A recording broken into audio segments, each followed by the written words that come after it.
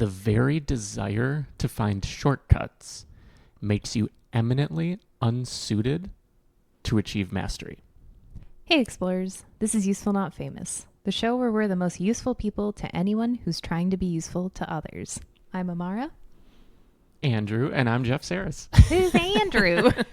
I feel like I don't need a last name. I think it's good to have one, though. Overrated. But mastery. So, the desire to find shortcuts makes you eminently unsuited for any kind of mastery. That is... Where does that come from? So that's from... Cotton Eye Joe. No, I've been married a long time ago. Where did you come from? Where did you go? Oh, that's going to be stuck in my head now. You're the one that's doing it. Robert Greene. That's from Robert Greene. Cotton Eye Joe? Yeah. He wrote a banger. And then he wrote the 48 Laws of Power, and then we're off. Wow. That's all the backstory. But Robert Greene, like, just looking for shortcuts makes you eminently unsuited for any kind of mastery, which we both read and found so apt, because that is the thing is, if we just define what mastery is, it's very like clearly to become a master of doing something, of achieving something, of whatever it is. And a lot of people say that is after a certain amount of hours. So like 10,000 hours is sort of like, quote unquote, the level of mastery. Obviously, it's like getting 10,000 steps a day. It's more just like, well, this is just a general idea. But go ahead. I just wanted to throw that in there. No, that was good. Yeah, because that's Malcolm Gladwell, the 10,000 hours. But did he write Cotton Eye Joe also? No, I think it was just Robert Greene alone this time. Oh, nice. Yeah. What a banger. You're like, focus. Sorry. I'm a little all over the place today. Mastery, something. Yeah. So to get like, what is mastery? And a lot of people say that that's like 10,000 hours in whatever your discipline, your area of study, your whatever it is that you're doing to make money. That is essentially like, just so you kind of have a marker of what is mastery. Because I read that and I was like, what the hell is that? Well, and it's come up before, but what is his name? Tony Robbins. There was a recent interview where he was talking about something similar, and he brought up Steph Curry, and how Steph Curry every single day would shoot something like 5,000 baskets or some astronomical number before he would actually like start playing. Like he would shoot this number of baskets that meant every year he shot millions and millions of three-pointers. And he's not, like, we don't even watch basketball, but he's known as one of the best three-point shooters of all time. And you can see all these videos online where he'll just start right under the basket, take 2 steps back, 2 steps back, he just drains every single one until he's all the way under the other basket, shooting all the way across the court, and still drains them in there. It's crazy. But that mastery, to be a master of shooting three-pointers, which can apply to anything you do, if he was looking for a shortcut, do you think he would be a master? No, not at all. Because like how it is so funny, because that sounds so crazy. Like when it's, I guess specifically sports related, because like basically everything else, it kind of makes sense that people would try to find a shortcut, but like in sports you like can't find a shortcut. If you think about it as sports, like think about business and everything, just be like, well, wait, this is the same. It is mastery of a skill. Yeah. Well, and I would think of it like from an art background, like somebody trying to learn an instrument, or somebody trying to paint a painting. Paint a whatever. I was like, paint a painting. That sounds redundant. Anywho, I didn't have my Wheaties this morning. But the idea of Steph Curry like trying to find a way to shortcut that is absolutely ridiculous. Well, yeah, what if I just put that, remember the absizer or whatever it was called? It was like electrical stimulation on your abs. Oh, yeah. So it was like, if he was just like, ooh, I have this thing for my hand where while I sleep, it does this over and over. Like, we would be like, are you nuts? Like, what are you thinking?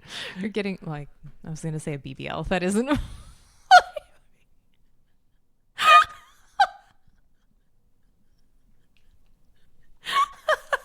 Not valid.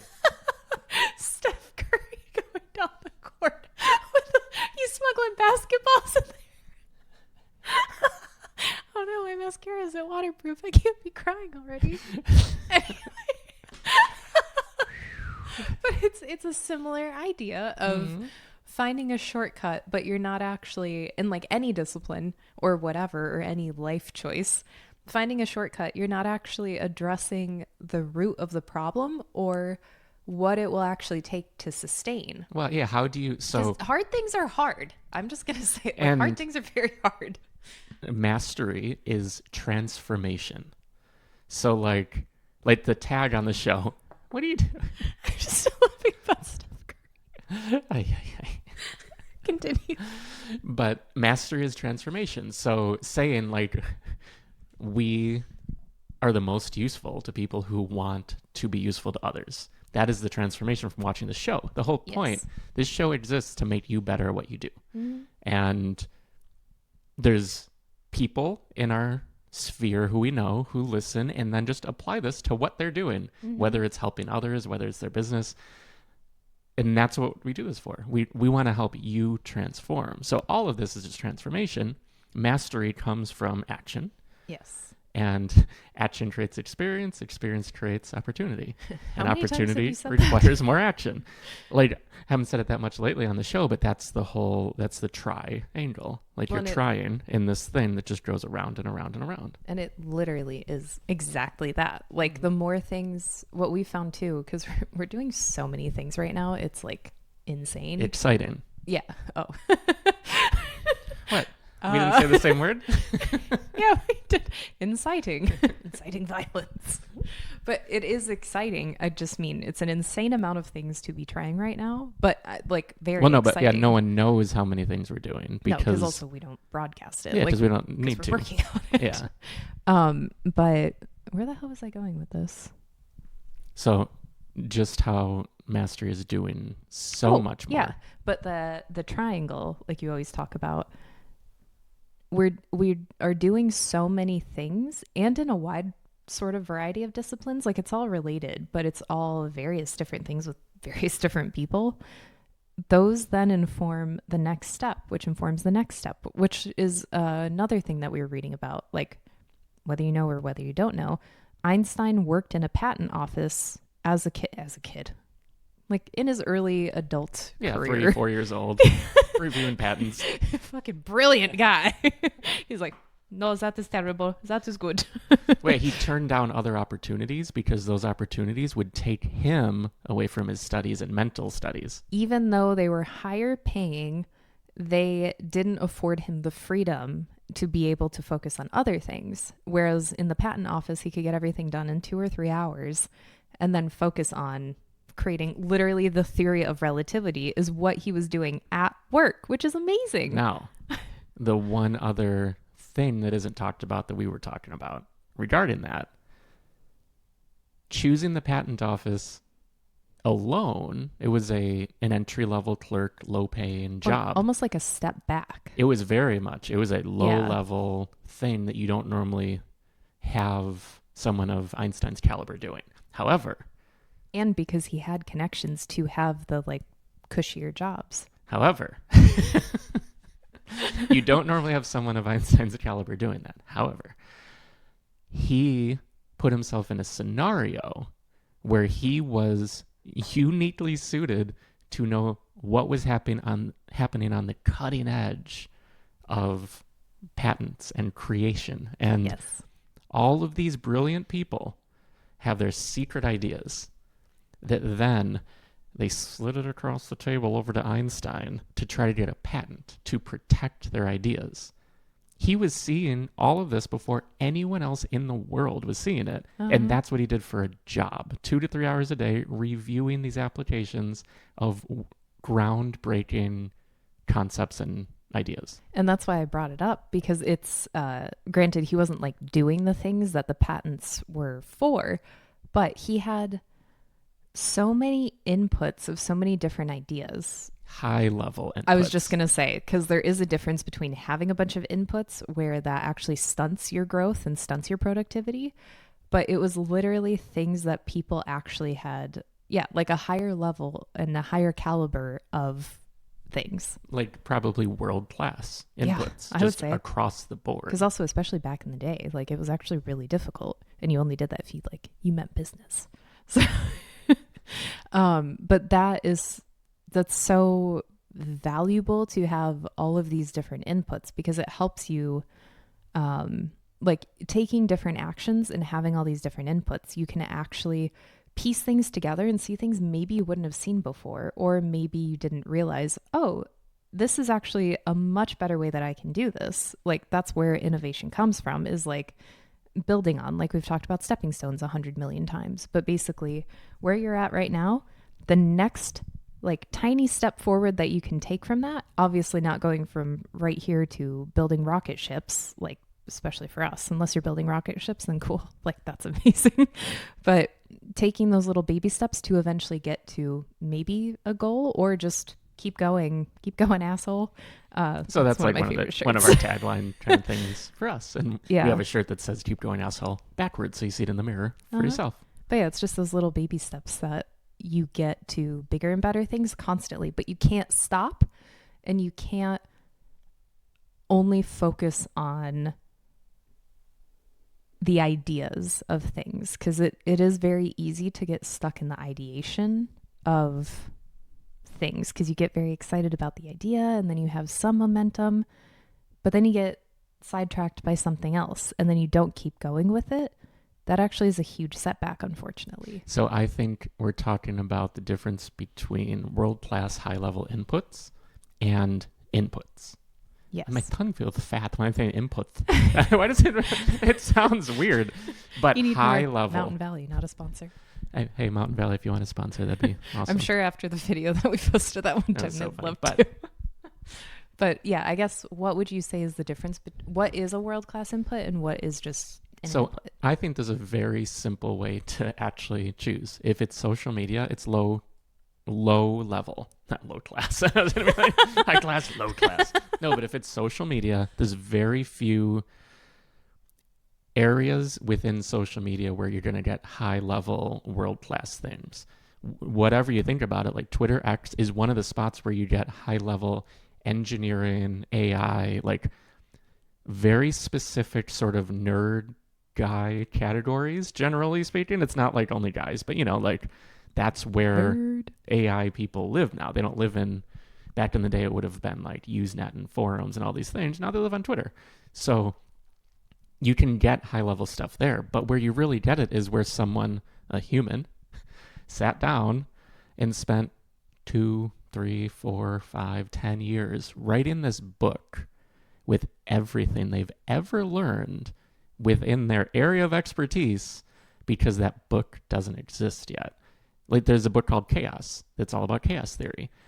And the intro to that book is from someone who they talked about how they were going to college for chaos, to learn about chaos theory, to like be the best at this. Discovered this book and realized this person already figured it all out. Like the theory is basically like codified now. So this person the person who read this realized, I'm not going to go down that path because it's already been like tread. That path has already been taken. Now what I've learned here, what can I apply? Taking a different stepping stone in a direction I want to go. That actually brought up an interesting thought in my head, because just because somebody writes a book doesn't mean it's an amazing book. No, not at all. So how do you then... I know this is a completely separate... Real quick, I just wanted to say, most books will be better than most social media. Yes. So like, there is like a hierarchy. Yeah, that's an easy way to think about it first. Like the barrier to entry. It is much more difficult to write a book than to post on social media. Before 2025. Because the problem now is if it's all AI. Yeah, so then it's like... It's sort of like we have a 2024, 2023, and before threshold, unless it's someone that's already established that is really successful and a thinker and all this. But that is very difficult to find. Something which this is like so nerdy, and I honestly don't recommend it to people, but a way that I find things that are...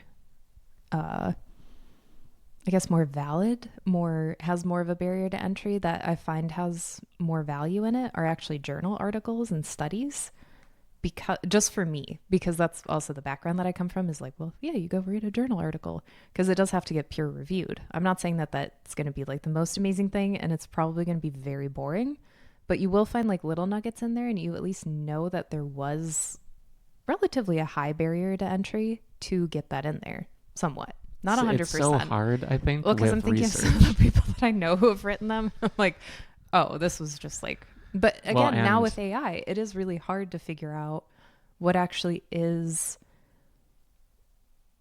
We're just talking about taste at this point, like Pierre Bourdieu, where it's like, What? where he's a theorist. He wrote about taste in a book, in a book pre 1980s. I think it was like 79. He wrote it. It's a really good book, but it's very like, it's very heady. I don't recommend it. But he's talking about taste and like the different signifiers. This is more like a class kind of thing, like society class. But basically, how do you find what are the signifiers that something actually is going to be worth your time and is vetted and like you can actually believe this person? Because I think especially today with AI, that's going to be very, very important. Like how do you find that? What would you say? Well, I wanted to opened up just stop on the 85 journal topics. thing because the problem with the journal stuff, real quick, and the academia is it's very, very biased now. The peer review system is unfortunately a little broken. I think it depends on what the subject is. I think, but also there is a really strong bias in a lot of the areas of importance. Like, let's say like health and diet and all of these things. Well, yeah. There's so many factors that I actually personally don't know that I trust the journals as much as I do. It sounds stupid, I think. Like saying it out loud sounds ridiculous, but the people who would have otherwise written a journal but chose instead to devote all the time to writing a book and then doing a podcast tour on the biggest shows that they could get on to explain these groundbreaking ideas. I agree to some extent, but what if then they wrote the book now and then it's just a regurgitation? Like, presumably they used AI to help them write it. Like, what if it is just a regurgitation of all the ideas? So that's the tough part, but that's actually where I think the long form conversations like this, but people who are brilliant. Just like us. But I think But that's then where does it's super helpful. But then the hard part is there are popular shows out there. Is that because they're like the better shows, or is it just purely because they've been doing it the longest? So, Like I struggle with that wholeheartedly. well, I only wanted to say with the individuals though, so not critiquing the shows, but the individuals who put all this effort to getting their fresh ideas out there. Yeah, which So- I do agree. Yeah, so there's like the Because I'm not saying that journals are like the Mhm. only Oh, no, I know. thing, but it is I'm actually way because I know more tenure critical. track is a really big issue where you're A just huge publishing problem. things to publish it and just so you don't lose your job. Well, and there's so much money and manipulation in what you need the results to be in a lot, especially in the health sphere, because you can always cherry pick data for anything. Oh yeah, And like it's been such an issue for so long that but I that's actually like anything then too. exactly, but it feels. I think if it's one person manipulating, it's one thing. When it's an entire system manipulating for a certain outcome, that's where I get caught up. But then isn't everything biased? Because It like we all is. have our biases. Mm-hmm. Everything is, but I think it's harder to Because like a book is just a way to persuade you to think a certain way. exactly. Mm-hmm. That's what the show is too. Yeah. I'm persuading you to think my way. Bullshit. But Not going down without like a all I fight. wanted to say was I think there's a lot more potential to curate by listening to long form conversations because people can't like fake their way through 90 minutes, 2 hours, 3 hours of someone who's actually doing a good job interviewing them, asking difficult questions. So like the one guy then recently, we're back to the 10,000 hours thing, where Oh, it's yeah. somebody that actually has done the work. and you only know, for me, you only know that because you either were vetted from someone else Like I might have said to you, this book is amazing, you need to read it. Or you might have said to me the same thing. Or I might trust so-and-so interviewer. And the latest episode has, like, there was a doctor/scientist, I think PhD doctor, not MD doctor, talking about sleep. And I've done so much sleep research over like the last 15 years. And the stuff that he in his lab has sort of uncovered is stuff I've never heard before that changed how I think about it completely. So then I instantly downloaded the sample of his book that he has. Mm-hmm. And I think that's a way where you can find sort of the high level thinking, because they can't really, you can only fake it so long. Eventually you start to see the expertise crumble when it's not actual expertise. Yes. And I do agree. I do still think, I guess it depends on the discipline, because I wasn't thinking health specifically. Like I'm thinking more like sociology, psychology, not even psychology, but like sociology, like more human studies, I guess, versus medical, if that makes sense. I think maybe lower stakes, so stakes might be the wrong word, but things that are less divisive right now. Does that make sense? Oh yeah. No, I'm just thinking how to explain what I'm thinking. Or sorry, does that mean what you're saying or no? Yeah, I think so. Because, yeah, I wasn't talking health specifically. Like, that's a whole fucking bag of hammers that I will never touch, because it is extremely divisive and everybody has an opinion and probably most people are wrong. Yeah, like they say, just like assholes, everyone has two of them. Yeah, you have a top one and a bottom one. Could you imagine if you had an asshole I was mouth? like, I couldn't tell if you actually heard me say two, and because you were just like looking. I was like, I was formulating my joke. okay, good. You could see the wheels turning. Just like before when we were having breakfast. What? Oh, shut up. I was literally, we were You were just like, if you're listening, I was just staring into the ether because I was thinking of things. I know. I don't need to perform my thinking like, No, I know. That's my how I little know. pipe and my Sherlock Because Holmes we were hat. talking, and that's how I know you're thinking it through, which is fun. You're just like, just staring into the void. What? I didn't even realize I was doing it until you're just like, I don't know. That's how I think. So yeah, high level versus low level, like consuming and scrolling on social media nonstop. Like we all know that's not good for us in any way, really. And finding more of the high level things is a challenge. It's not simple, but it's worth the effort. And curation is something that Kevin Kelly talked about probably maybe 2012. He's always been a futurist, founder of Wired Magazine. He's done all these things over the years. And he wrote, I think it was in What Technology Wants in that book. And then he was like, the future, right now in 2012, whatever year it was, we pay for access. And he's like, in the future, we will pay for curation, which couldn't have been more true. Like right now, we have access to all of the world's knowledge all of the time. We've never had that. We can get anything we want. And especially with AI, we can be convinced that we're getting the accurate version of anything we want, even if it's not accurate, but we can be convinced that it is. So we're at like an interesting time for curation. There's, what did I say, 1,400 books published every day or something? There's some number that's especially unfathomable. And this is before AI. Like it was like 2 or 3 years ago. I think it was 1,400 books published every single day. Wow. So then it's like, how do you filter through that going for trusted sources? Like, I know that you give me good recommendations. So now I'm going to turn to you for like, oh, she really liked this book. Let me check it out and see if it's going to be for me. Or she uses this hair product. Let's see if it's for me. She uses this this supplement. Like there's so many different things where that's why the personal brand and the stuff we do and we build for people is so important. With this smirk, you're like, oh, he's reining it back in. Oh, because that's what I was literally just going to say is what we were talking about. I think it was last week about building a personal brand, or maybe it was 2 weeks ago. But with AI, you can make proof. Yeah, exactly. Like you can make anything and everything nowadays. So how do you, like, in the age of AI, you're going to need proof so much more, like proof that you actually know what you're talking about, that you're a real person, that these are actually good ideas.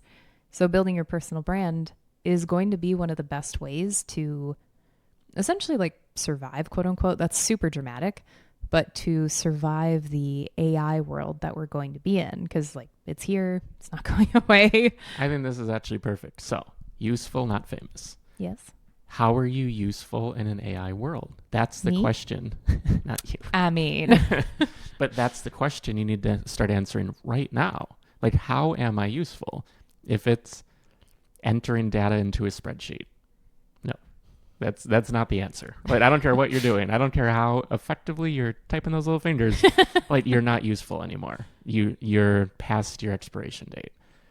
So thinking how to be useful in the future, and one of the things is tastemakers, being a tastemaker, because a trusted source. I don't even say I don't even want to say tastemaker, but what we will turn to is people who we trust their taste. and there can be enough people, because like we all like different things and we all want to hear different voices, different people, whatever. So there's plenty of room for a lot of different tastemakers. So like if you think that you can't be, like you can't throw your hat in the ring, well, you've already given up. Like you don't know. There are going to be people out there that want to hear from you specifically because they like the way you say something, or they like the way you act, or how stupid you are. Like they love it. Well, yeah, and I mean, Speaking from experience. TikTok is a good example. There's so many people who are famous, not useful, but people want to hear from a lot of individuals, no matter who they are. Yeah. And it doesn't mean it equates to them making money. However, they are providing the taste signals to people who trust them. Yeah. They just didn't connect those dots early enough to be like, ooh, this trust has to be in service of a thing if I want it to be profitable. Yeah. And it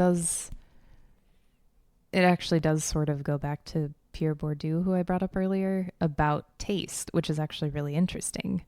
He was just talking about like class signifiers, blah, blah, blah. But like, who do you trust actually online? Because there are a lot of, so like speaking from my experience on my TikTok, if I'm looking at like luxury jewelry or luxury handbags or something, there's specific people who I watch their stuff to see what they say, because they have the money and the resources to buy these insanely priced purses. Like it's stupid how expensive they are. But their taste, because they have money, I subconsciously view them as having taste. So I believe them and I listen to them. And not that that's the only signifier that you should have. I just want to add one thing, yes, because I feel like that can be misunderstood. How? You're interested in seeing very expensive, otherwise unattainable goods. So who can get very expensive, unattainable goods? People who have a lot of money. So Or I think people who spend a lot of money. Either way. But I want to just make that distinction, because I don't think money and taste go together in any other context. I think it's only that one. So I don't want people to think, well, I don't have money, so I can't be a taste kind of It's like, well, no, I don't care if you have $0. That's not what I'm saying. No, I know it's not. I wanted to just sort of clarify, because I could hear it being misunderstood on the other side of these microphones. I was getting to my point. Okay. But because I view that as being the tastemaker, like for that specific thing, it doesn't actually mean that they are the tastemaker. It means that, yeah, they purely just have the resources for that, but those are people that are sort of setting the taste. You know what I mean?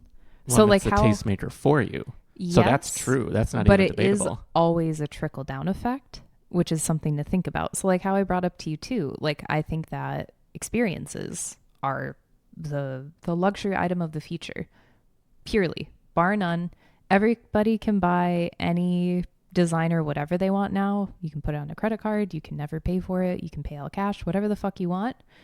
You cannot do that with experiences. Like you can put on a credit card, but it's very different. It's some experiences, certain ones, but also some you have no access to unless you have deep pockets, you have connections, you have whatever. And there's a specific we're friends with someone who knows what would be called a fixer for celebrities, Oh, yeah. where when That's insane. when the ultra ultra ultra rich want something that no one should ever have access to, They do it. they go to him.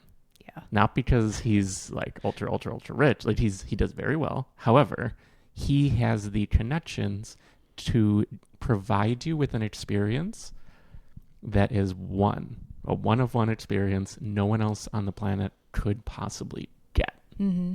So that is another path. Like, there's so many paths forward. I know everybody's freaking out about AI, but it's just a different landscape. It's just like all the revolutions and all the industrial revolutions and steel revolution, like all the things.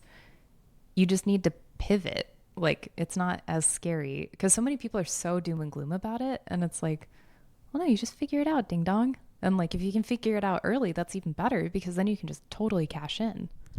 Do you think in an AI world mastery matters?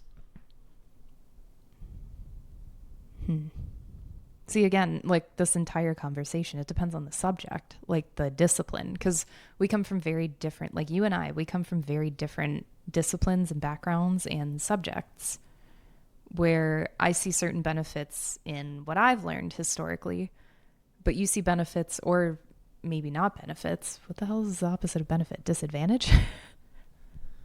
No, just, yeah, I don't think there's Not an opposite. good. Yeah. Disbenefits. Unbenefits. Dat benefits and disbenefits. Damn right. But you see the exact opposite because of how you're viewing it. So Wait, what do I see like in what you've learned? Or what are you saying? So what I just said about journal articles in the areas that I've come from, hugely beneficial because some idiot on TikTok versus a peer-reviewed journal, even though it's going to have its flaws, I would probably trust the peer-reviewed journal over some idiot on TikTok, personally, because I have been that idiot on TikTok. So anyway, so your question was, in AI world, what? In AI world, does mastery matter?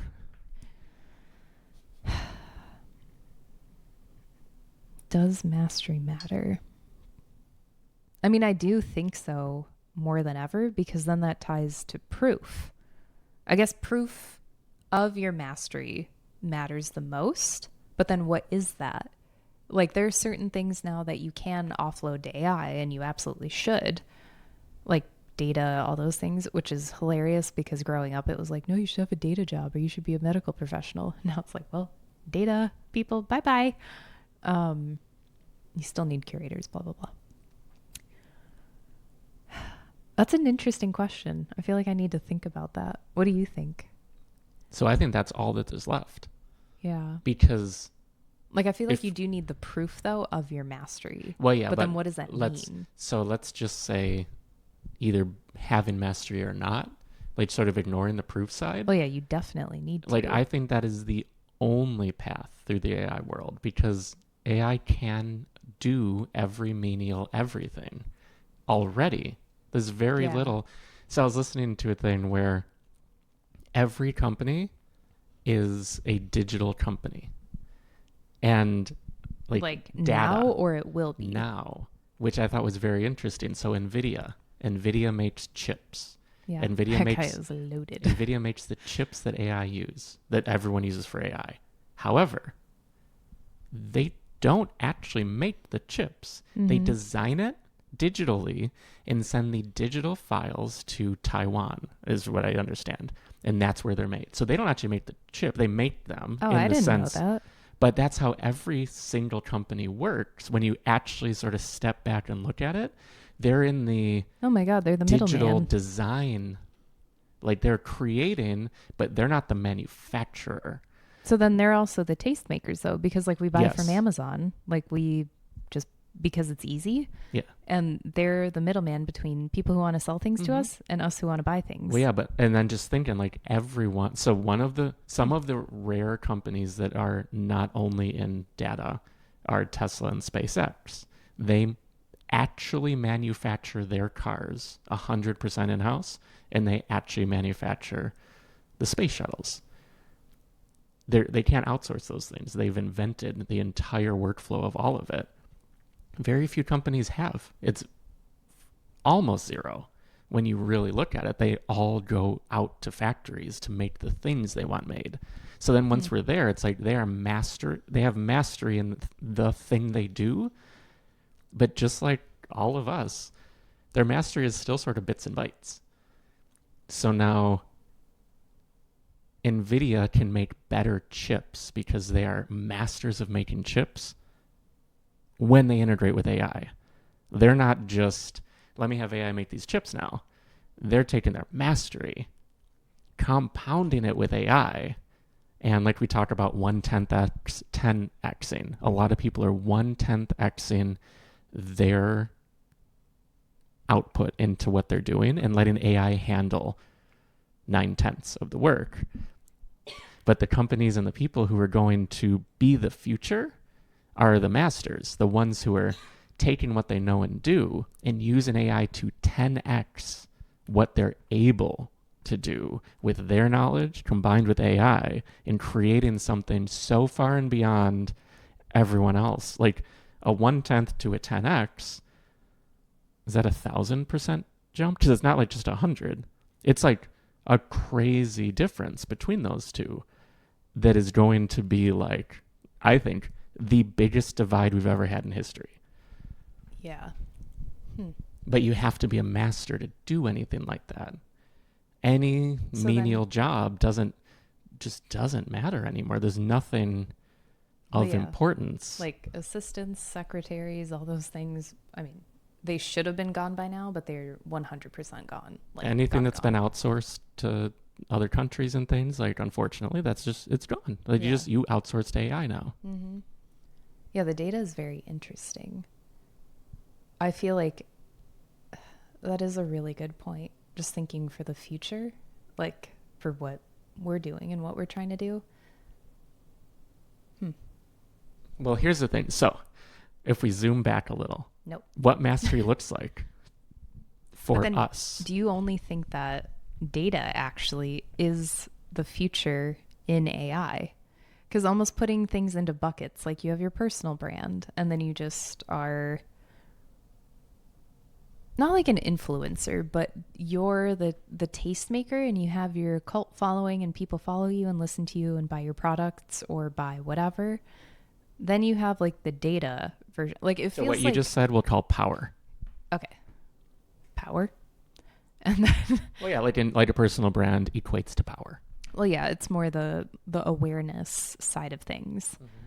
And I think power, just because it's broad, it could be to sell products, it could be to influence things you want. Data is power to me as well. Mm-hmm. Like it's just interesting thinking of these two different sort of buckets, because I've never actually thought about the data side before, which sounds absolutely stupid. That's okay. Anyway, so wait, no, go on, because I don't know where you're going. I'm not sure what you're saying yet. No, I'm just trying to think, like, for the future, for example, what would future jobs be? Like 50 years from now, you're not going to have, like, you're going to have the in-person people. So like a plumber, a shoemaker, like all those like old school kind of things, but the necessity things, like the tradespeople for plumbing. But you look so skeptical. So I think, or do you think it's going to be fucking robots or something? I think that's a foregone conclusion already. So I guess it just depends on when we're going to have robots is the question. Not if, but when. So I guess I said 50 years. I meant like 10 years. Yeah, I mean, it is 2026? February 20th-ish. 21st. And, the estimate for... what are they called? Robots? The Optimus robot. Oh, yeah. Is... or no, it wasn't even for that. It was for an entirely different thing. But an estimate for a world that... I don't even want to get into the topic because it's so crazy. But the estimate was 30 months. 30 months for a world that looks nothing like right now, because people are thinking about the limitations and putting all their effort at what's the constraint. What's the constraint? Mm-hmm. So we think about this for ourselves too. What's the biggest constraint in any of our businesses? Now let's put all of our effort into annihilating that constraint, because then you can just expand and grow and do all these things. 30 months. That 30 to 36, but 30 is like a healthy estimate for the long vision for So it. So about that's 2.5 years. The Optimus robots specifically, the hardest part of a robot is the hands. If you want to have human-like hands, apparently that's already done. Damn. Now it's training. So how do you train an Optimus robot? They're doing the same thing that Tesla did. So Tesla has around 10 million cars on the road right now. All the data from every drive from every one of those cars educates the AI in the car. So then it learns every possible scenario that it could encounter, and that's why you can have self-driving after 15 years of Tesla existing. So see, then Tesla is a data company first and foremost. Exactly. Yeah. And then Optimus, they're doing the exact same thing, but you can't just throw robots on the street. Part of what they did for Tesla is created a simulation, like simulation theory, but a simulation of the world for Tesla cars to operate in and train on. And they were very successful at doing that for Tesla. So they have the same thing for the robots. So you have 10,000 robots living in an artificial world together, making each other better, exponentially faster than we could, which is how Go, the IBM Watson computer years ago, they figured out how to make Watson play itself millions and millions and millions of times, where suddenly the game of Go, all of the experts, no one could beat Watson. Watson was the best Go player ever in this game that's 3,000 years old or something, right? Mm-hmm. Like, it's been played for millennia, and the best players can no longer beat Watson. So then people actually just hang it up because they're like, well, sort of, what's the point now? There's something that is so much better than a human could ever be. It almost feels like pointless to get good at it and enjoy it. And this was like 2015, I think, when Watson did that. But now you apply this to robots. Same exact thing, and it's happening very, very, very fast. Yeah, we were talking to someone who, they have a very like person-forward business, and they didn't think that they were going to be replaced by AI and or robots, which, again, like not 100%, like nothing's 100% yet. It's just like how we still handwrite things very seldomly, but there is that little bit, like you can still handwrite. It's not like outlawed. What's Okay, this we stuff? Me. I'm old school, but not Which is good for your brain. That's another topic, but handwriting apparently is very good to so I guess stave off Alzheimer's. I handwrite on my iPad, but because the way that I think is like as I'm writing things out, I'm like, that's it. Like that's the thing. Versus like typing, I have no connection to. Anyway, I digress. But the person that we were talking to doesn't believe that they're going to be replaced by AI or robots. And I think, like, not to be a Debbie Downer, but sorry, Mom. That's her mom's Debbie. name. Her name's Downer. No. You have to sort of operate under the idea that you will be replaced.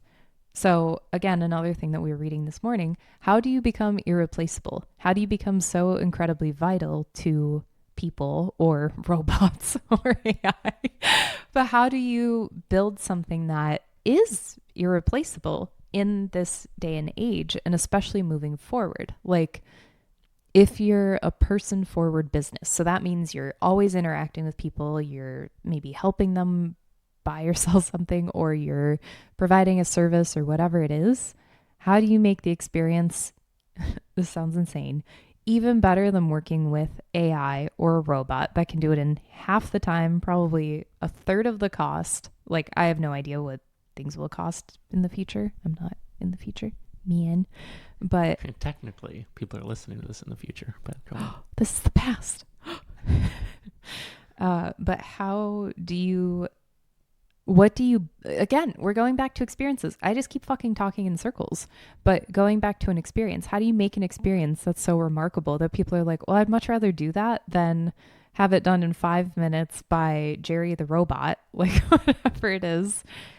Just what is it and how do you do that? Like, I wish I had more answers. I'm talking so nebulously, but it's all the hypotheticals of just how the fuck are you going to make it in the new world? Like, how do you survive? Well, and like from that, what you said, being indispensable to people. Mm-hmm. Like that, those are the businesses we've built. Like Yeah. my brand agency, people have stuck around for, so it'll be 17 years this year. That's crazy. So yeah, there's That's some amazing. people who've been around, let's say 15, 16 of those 17 years, because we are indispensable to what they do. Mm-hmm. With MAVEN, and this is from Mastery. So let me rewind all the way back to 2009, way back when in 2009. So how do you become a master? I looked for all the shortcuts and then there I am. No, like there's no way to do that. So for the first year of doing sort of brand design, websites, all these things, which now sounds antiquated when you think in websites, but let's remember we're in the 2009 world. Back when you were handwriting. I would be building sites for clients approximately 14 hours a day and 7 days a week, year round. I think I did that for about 16 to 18 months, every single day. I got kind of good at doing it in a year and a half. What have we done with MAVEN? 3 years, whenever we started, however many years ago we started flying to people. So we've been doing MAVEN now for a while. Yeah, but 3 we weren't years. flying to people. It was like 3 years ago we started flying to them and doing it in their market. Suddenly we're producing 10,000 videos a year. So what happens when you're producing 10,000 videos a year? You get chapped fingies from editing. And you figure out a couple things. So MAVEN is indispensable to the people we work with.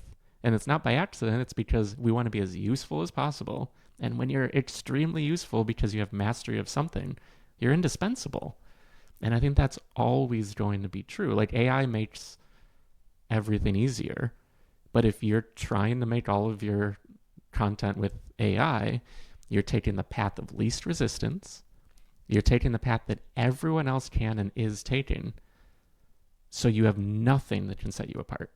Yeah. There's absolutely no way to win when you're competing on AI generated content. There's no way. If an enormous company, if TikTok, which I am very confident they're doing this, if TikTok decided we are going to create every single user account using our AI, which is called ByteDance, which they can create any movie.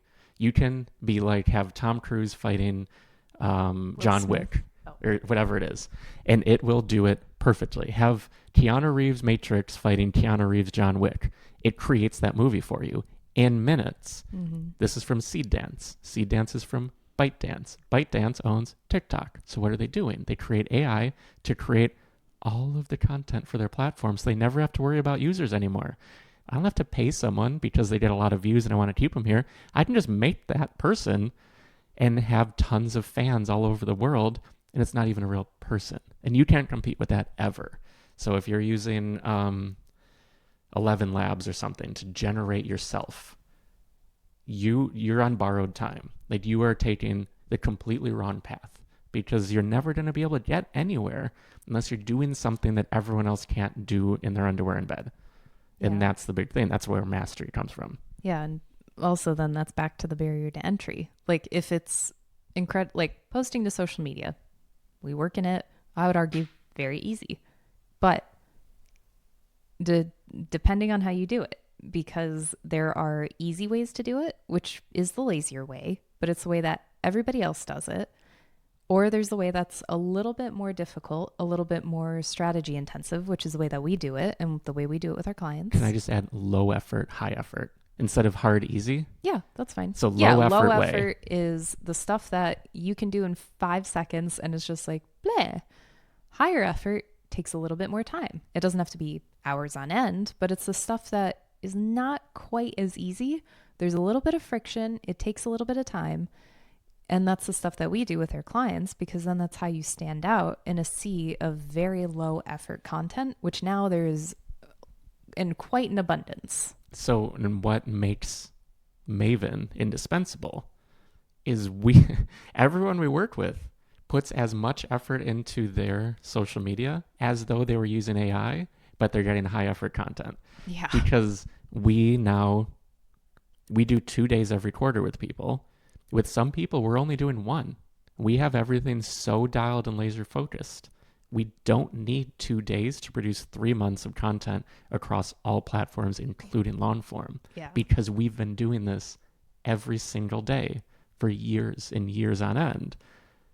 So it's not even that you have to be putting in all the high effort, but you need to have your system in place for high effort output, because low effort is going away. It is the low effort stuff is typing the stuff into an Excel spreadsheet. I heard like an analogy that all the best businesses in the future will be the ones who are completely autonomous using AI. Because if you think about a spreadsheet, if your spreadsheet was all done automatically, except, I don't know, 250, 100 of the cells, a human had to calculate those cells, you'd be like, why are you having a human calculate those cells? Yeah. You can have software do all the rest. Why'd you decide this one sheet you have to manually do? We wouldn't do that. That's silly. It would be the same idea once AI can do all of the things that are basically calculating in a cell in a table. Like, same idea. It's just we can't see it yet. We can see in the rearview mirror, whoever that was that said that. Like, that's fascinating. we predict the future looking in the rearview mirror. But until we're there, we don't know what it's going to be. So we need to be able to do the high effort things that aren't easy for everyone else to do and be arguably the best at it. Mm-hmm. Yeah, and I'm under no pretenses that obviously we can be replaced with AI, but oh, for sure. This is another thing we've been working on, how to replace ourselves with AI. So like, what can we, excuse me, I just choked on my own spit, but this is sort of an engineer way of thinking of it, or like you said, like a computer engineer way. How do you break it? So how would you replace yourself with AI? What would you do instead? I think is a really good way to think about it, instead of being afraid of it, just being like, well, yeah, what would I use, or what would I build, or what would I build? That's a very, very hard thing, which you can do, like, by all means, like, shoot for the moon, whatever, because you'll land among the stars. But, Boo. No. but how would you replace yourself with it? Like, what are the things that if you were the boss, how would you get rid of yourself? Yeah, I think like fire step yourself out. Exactly. So now if you're the employee of your organization and you need to trim the fat, how would you fire yourself? Because I think that's easier than being like, how would I replace myself? But it's like, how would you fire yourself? Yeah, how would could you I not streamline? pay myself anymore? Exactly. And that's something that we dabble in often, because it's like, okay, well, what would I do differently? Like, how would I'm an outsider and I'm working at another company. I'd be like, oh, you should do this and you should trim that. Like, I think it's an interesting thought experiment. And then you'll see things in a different way. Instead of being reactive, being proactive. So like, reactive is when something happens and then you react to it and you're already sort of set back. Proactive, which I know I'm like defining words in a stupid way, but like just trying to make sure we're all on the same page, because I keep not saying things the right way apparently. But being proactive and saying like trying to figure it out before it even happens, and how to like plan of attack. Like, okay, robots are taking over tomorrow, but I already have my systems in place, so I should be okay with the robot overlords. Should be okay. You're saying everything. I just had to go back though. You're saying everything right. I think this is a really rich discussion. I'm sleepy. Also, I feel like my brain, I didn't have matcha today too. So I really feel it. Like, I've noticed it. Mm-hmm. We just got back yesterday, like literally last night from, oh my God. We were supposed to be home today. So this is a bonus day. Yeah. Which is nice. That was honestly the most miraculous thing ever that happened yesterday. Yeah. We're almost at an hour, but let's quickly give the clip super notes. Quick, because this honestly, like, I should have gotten that guy's name, because this was amazing. So we're supposed to come home tomorrow, but we finished filming. Today. No. Yeah, we're supposed to come home the next day. Yes. So we were supposed to come home today in a couple hours. And instead, because we've refined our system so much, we were able to actually, and like Michelle's awesome, but we were able to bump up our travel day the afternoon of yesterday instead, blah, blah, blah. So I bumped up our flights. I was like, okay, cool. We are just hanging out. We finished filming yesterday morning, and then we just grab lunch, blah, blah, blah. We go to the airport. Literally, as soon as we pull into the airport, I see oh my God, our flight's delayed 5 hours. Yeah, they just delayed it. Like, yeah, it wasn't because like we otherwise we would have hung out somewhere. But also I'm like, well, no, we should be at the airport just in case things change. We've traveled enough to know you need to be there. Yes. This is very important for the rest of the story, and I'll be as quick as possible. But we pull in, and then it's like, well, shit. Okay, well, we're here. Like, it's comfy. We'll just hang out. We have tons of things we can do, blah, blah, blah. So we like are moving through security, and then I check my phone, and then I'm like, oh, okay, now we've been bumped another hour. So now it's 6 hours. So I'm like, great. But it's fine. Like, we already have bonus time is what we're calling it, where it's just like, well, no, we're flying home early, so it's fine. We'll get home Grateful tonight. for everything. Yeah, which that's another topic. But it's like, it's fine. We're comfortable. We're safe. Like, first world problems. Our travel's delayed. Okay, cool. We travel enough where it's just like, okay, whatever. Like, we're just going to play solitaire or do work, whatever. You got me hooked on solitaire yesterday. So we're sitting in the food court. We're at a table, and this is important. I promise. Every single detail is important. But we're sitting at a table. I'm all spread out. I have all my things everywhere because I'm working on my computer, trying to get things done. Then we're just like, it's been maybe 2 or 3 hours, and I see on my phone there's like a little update thing, and it says we still have like 4.5 hours. So then it's like, okay, well, maybe we should move to one of the booths because they have a plug so I can charge my stuff, and then it's just more comfortable. Yeah, because we were sitting on hard chairs. We get to the booth. I had packed everything up. You had everything packed up.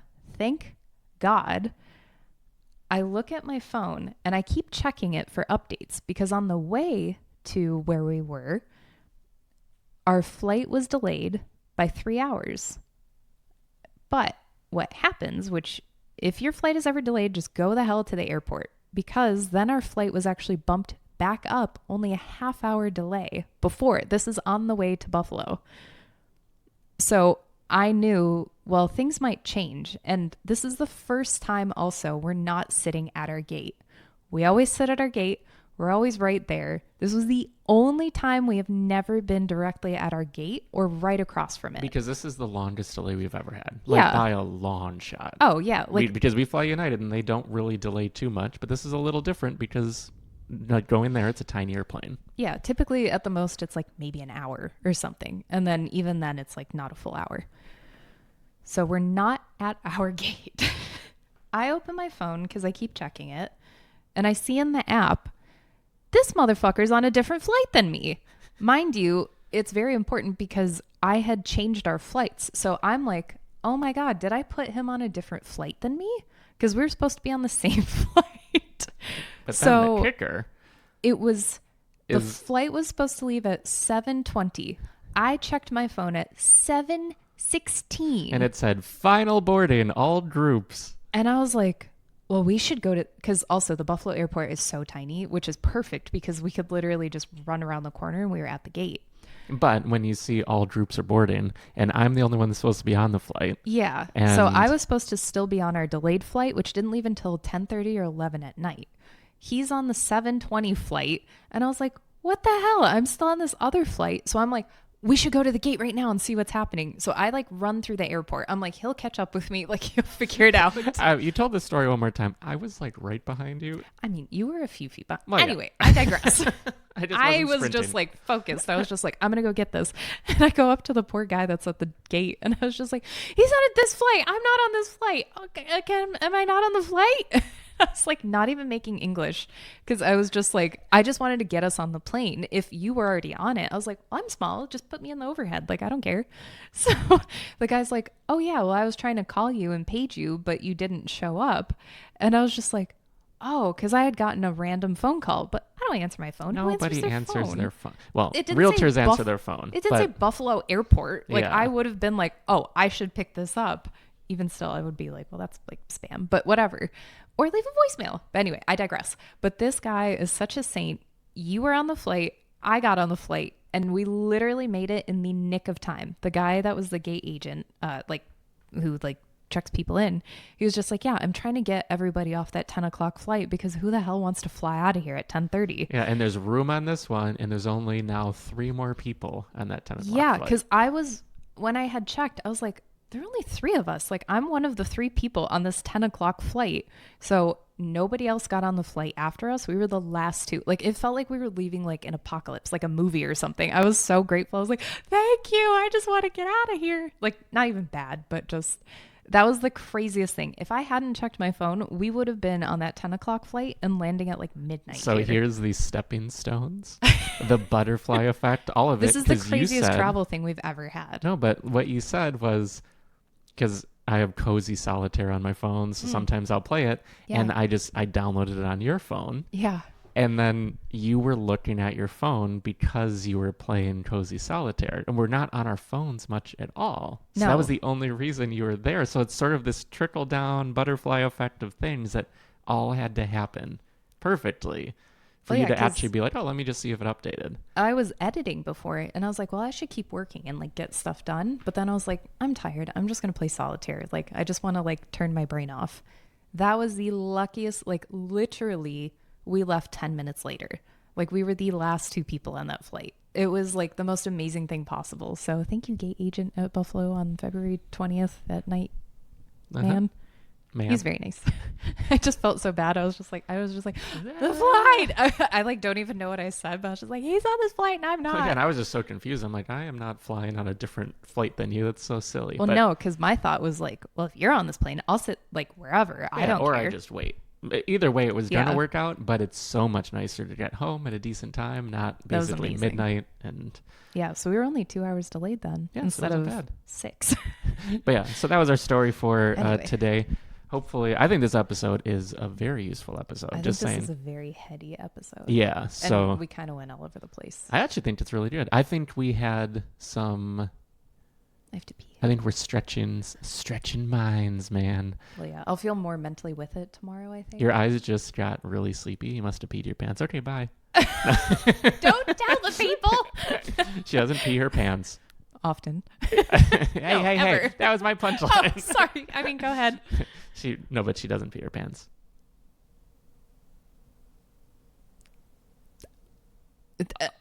Often. You're so funny. Okay, we'll see you next week. Bye.